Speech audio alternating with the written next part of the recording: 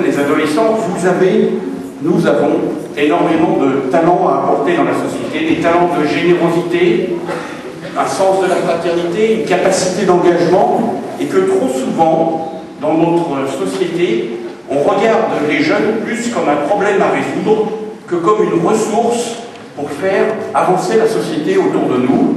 Et je crois que les jeunes ne sont pas simplement la génération de demain, mais c'est d'abord les acteurs d'aujourd'hui. Et quelque part, c'est le sens aussi de cette célébration ensemble, de dire, oui les jeunes, vous pouvez donner tout votre potentiel dans la société.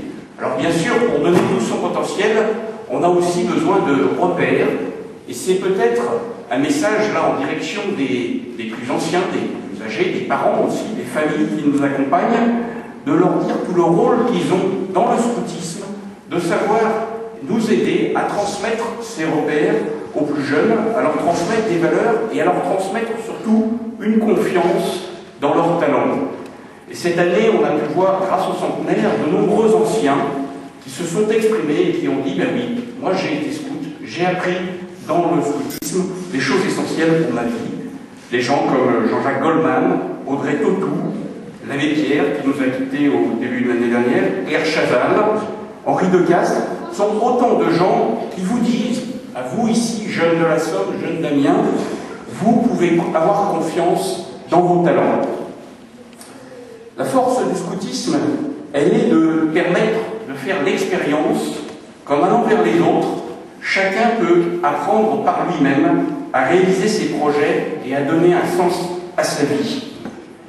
Notre savoir-faire, notre savoir-être, j'ai plutôt envie de dire, c'est de proposer à chacune et à chacun le bonheur de jouer, les aventures partagées dans l'amitié d'une équipe, l'équilibre de la vie dans la nature, se mettre en route vers les autres.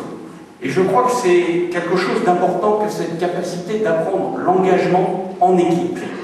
On parle beaucoup d'engagement dans notre société aujourd'hui, mais on valorise souvent des engagements individuels. Et puis on le voit, on parle de temps en temps de collectifs, par exemple dans les quartiers un peu sensibles, c'est souvent un collectif en bande. On part avec les mêmes que soi-même, ou alors on part dans des bandes qui sont en réalité une compétition entre individus. Dans le scoutisme, vous avez la chance de pouvoir apprendre une vraie vie d'équipe et de savoir que la solidarité et la fraternité avec les autres vont vous aider à donner un sens à votre projet et à ce que vous vivez. Le scoutisme finalement révèle à chacun comment sa propre fragilité est le chemin qui ouvre à l'autre pour partager le meilleur de ses capacités. Et pour nous, qui sommes chrétiens chez les Scouts et Guides de France, le scoutisme nous conduit par ce chemin à la rencontre du Christ. Pour les scouts qui ont une autre croyance, et il y en a ici parmi nous, cette confiance aussi dans l'autre les aide à aller vers un acte de foi. Ce qui se vit dans chaque unité scout, dans chaque équipe, est une réponse unique aux défis de notre monde. Face à l'implantation du repli sur soi, à l'indifférence à l'autre, à l'uniformité culturelle, nous proposons un autre art de vivre, fondé sur la confiance, l'autonomie, la responsabilité, le partage et l'engagement, en expérimentant par le jeu sa créativité, en apprenant par exemple à protéger une forêt, à nettoyer une rivière, peut-être que parmi vous il y a des flots ou des Jeannettes qui ont fait ça, à aller accompagner à un tournoi en e-sport pour peut-être que des pionniers ou des caravelles l'ont fait, ou à partir à l'autre bout du monde, comme tu l'as tout à l'heure témoigné à propos de ton projet sur le Maroc. C'est une formidable école de vie et de citoyenneté qui est bien en phase avec les réalités de notre société d'aujourd'hui, et notamment avec les réflexions sur le développement durable. Et en venant, Stéphane me faisait part des difficultés qu'il y a parfois pour trouver des lieux pour aller faire un week-end ou pour aller faire un camp. C'est quand même extraordinaire que dans notre société qui veut remettre la nature et le respect de l'environnement au cœur de ses priorités, aujourd'hui, des jeunes qui ont envie de vivre dans la nature aient du mal à trouver un lieu pour le faire.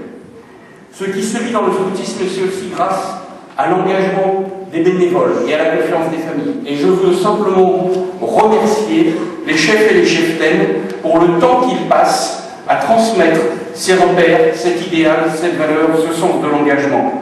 Sans vous, le scoutisme n'existerait pas. Et vous pouvez être fiers de votre engagement, parce qu'aujourd'hui, à 20, 22 ans, 23 ans, avoir la responsabilité d'un groupe de 20 ou 25 personnes, c'est une mission qui vous prépare pour la vie ensuite, pour les responsabilités. Je ne sais pas ce que vous dira Gilles de Robien dans un instant, mais avoir la responsabilité de 20 ou 25 personnes à 20 ans, c'est véritablement apprendre à savoir gérer une petite entreprise, ou à savoir gérer une petite commune peut-être.